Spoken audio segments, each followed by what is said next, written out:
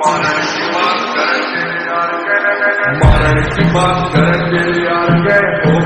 बात है छोड़ा राव साहब के, मजाक थोड़ी है रह छोड़ सा बीमार बेटा हाथ लावेगा, सारा पछताएगा ना सुन पावेगा, सुन कान बोल गए वो गुलामी ना होवे देख किसे सारे की सुन तेरे यार राव साहब के, वो तेरे शहर में है तो बजे राव